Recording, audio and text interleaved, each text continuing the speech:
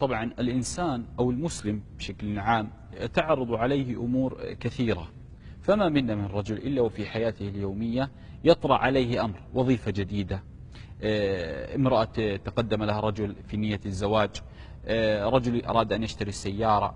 هذه الأمور تعرض على الإنسان في حياته لا بد أن يمر بها. كان عليه الصلاة والسلام يعلم الصحابة الاستخارة كما يعلمهم السورة. تصور، كان الصحابة يستخيرون في كل شيء وبكل شيء رضي الله تعالى عنهم وأرضاهم. هذه الاستخارة، صلاة الاستخارة، رحمة لنا، كأنك تضع أمرك بين يدي الله جل وعز شانه، أي يا رب اختر لي. الآن نحن حينما تعرض علينا أمور مثلا نحب أن نستشير رجل صاحب خبرة، ولله المثل الأعلى. بمعنى عرضت علي وظيفة كمثلا مدير في منطقة كذا، وأعلم المدير الموجود سابقا، فآتي أسأل ما رأيك في كذا، فيعطيني النصائح ويرشدني. أيضا امرأة مثلا أرادت تقدم لها رجل أراد أن يتزوج بها، فيأتي أهل هذه الفتاة يسألون أناس يعرفون هذا الرجل، ولله المثل الأعلى. أنا الآن أريد أن أقدم على أمر غيبي بحت. بمعنى إن نفترض زواج، هذا الزواج فيه أبناء، فيه نسب، وفيه حسب، وفيه ترابط أسرتين، هذا كله لا يعلم سره إلا الله. والناس عادة تتقن خفايا الأمور، بمعنى يتقن المرء أن يخفي ما في صدره ولا يظهره على معالم وجهه، هذا الإنسان يتقنه. وللأسف لهذا أهل العلم رحمهم الله قالوا لا يخرج مكنون ما في الصدور إلا رب الصدور جل وعز شانه. الآن المرأة هذه التي أرادت أن تستخير تفوض أمرها إلى الله، أي يا رب تقدم لي فلان وأنا أريد أن أتزوج وأحصن نفسي، فيا رب ماذا أصنع؟ فتشرع صلاة الاستخارة. صلاة الاستخارة النبي صلى الله عليه وسلم يقول إذا هم أحدكم بالأمر، بمعنى إذا وقع الهم في قلبي على أمر ما. والاستخارة الأصل مرة واحدة. لماذا نقول مرة واحدة؟ حتى لا يدخل الشيطان إليك تارة. هناك ناس تستخير ألف مرة في اليوم، تستخير 4 مرات، بعد شروق الشمس 6 مرات، وبعد المغرب مرة أكثر من مرة، وعند العشاء بعد العشاء تقوم الليل في الاستخارة. هذا يدخل وسواس إلى قلبك. لهذا الاستخارة أهل العلم رحمه الله قالوا مرة واحدة، ومنهم من قال لا أكثر من مرة، بمصداق قول النبي صلى الله عليه وسلم إذا همه، بمعنى كلما هممت بالأمر استخر، كلما هممت بالأمر استخر. لكن هذا فيه مدخل للشيطان، ومتى ما دخل لك الشيطان هنا تفقد الأمر. فالمسألة متى ما استخرت اعزم الأمر. الإنسان إذا استخار وفوض أمره إلى الله يجب أن يعزم على الأمر. الاستخارة حينما يصلي المرء الاستخارة لا تربط برؤى ولا في أحلام، ولا تربط بانشراح الصدر ولا بضيق الصدر، كل هذا ما ورد في الشرع.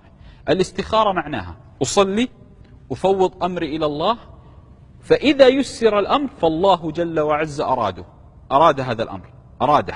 وإذا لم ييسر الأمر فإن الله عز وجل لم يرد هذا الأمر إليك. وإذا يسر الأمر وتبين لك أن هذا الأمر كان شرا، أراد الله جل وعز حكمة إليك لا تظهر لك إلا بعد حين. لهذا الاستخارة اليوم سنتكلم عنها. ما هي؟ كيف هي؟ ما معنى استخارة؟ كيف تصلى الاستخارة؟ متى ندعو؟ قبل السلام؟ بعد السلام؟ كيف هي؟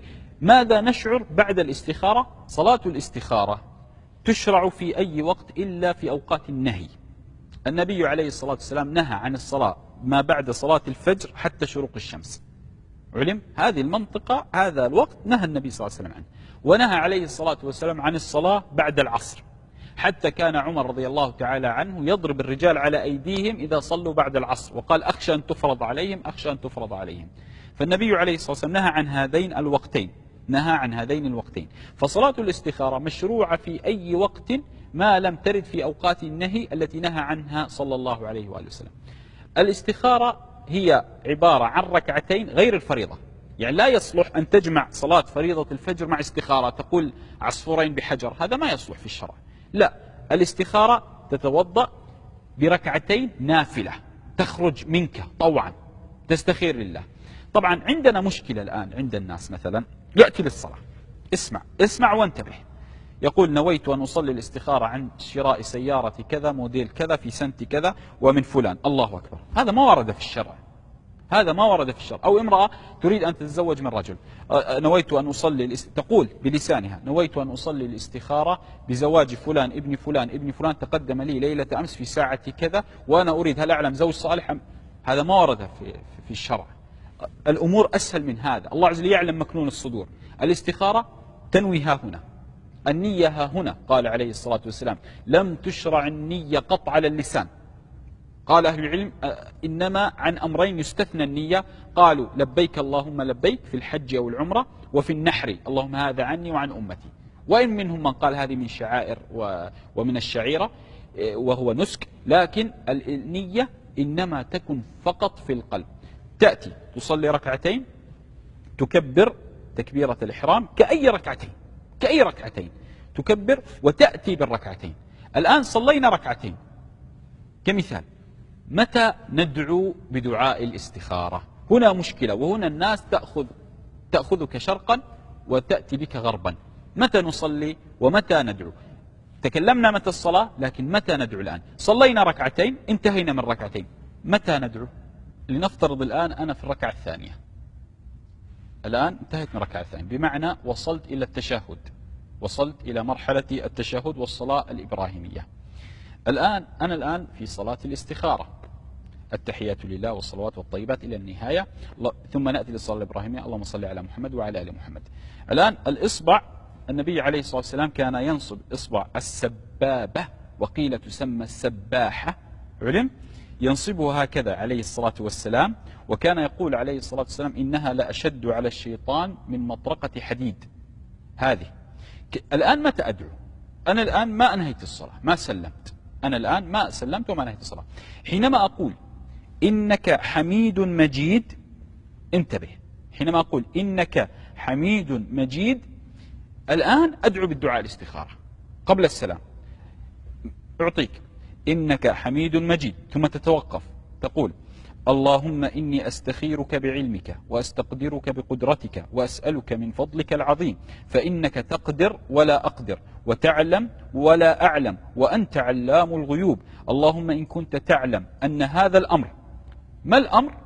زواج، سيارة، أي شيء، اللهم إن كنت تعلم أن هذا الأمر خير لي في ديني ومعاشي وعاقبة أمري أو عاجل أمري كما قال عليه الصلاة والسلام، ثم فاقدره لي ويسره لي ثم بارك لي فيه.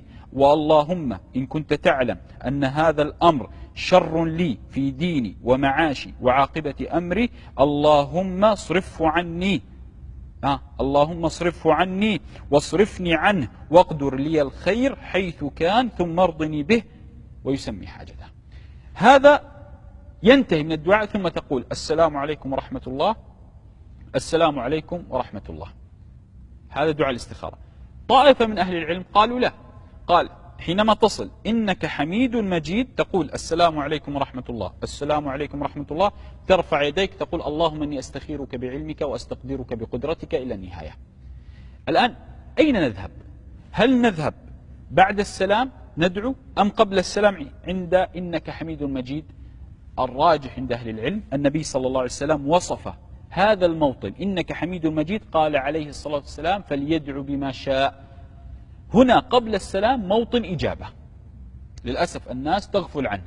هنا قبل السلام عند نصب السبابة موطن إجابة، فعندما تقول إنك حميد مجيد تقول اللهم إني أستخيرك بعلمك وأستقدرك بقدرتك وأسألك من فضلك العظيم، فإنك تقدر ولا أقدر وتعلم ولا أعلم وأنت علام الغيوب. اللهم إن كنت تعلم أن هذا الأمر خير لي في ديني ودنياي ومعاشي وعاقبة أمري، اللهم يسره لي. علم؟ تدعو وتكمل الدعاء، تدعو وتكمل الدعاء ثم تسلم السلام عليكم ورحمة الله، السلام عليكم ورحمة الله. هنا انتهت صلاة الاستخارة. ماذا يحصل الآن؟ يحصل الآن إما أن ييسر هذا الأمر، وهذا لله الحمد والمنة، وإما أن الله عز وجل يقدر المقادير أن لا يتم هذا الأمر، وليس له علاقة لا بضيق الصدر ولا بسعة الصدر، وليس له علاقة بأي شيء ولا بالرؤى ولا بالأحلام، إنما هو تيسير من الله رب العالمين، يهب هذا الأمر لك أو يصرفه عنك كما طلبت من الرب القدير. هكذا صلاة الاستخارة انتهت. أسأل الله لي ولكم التوفيق. الدين عند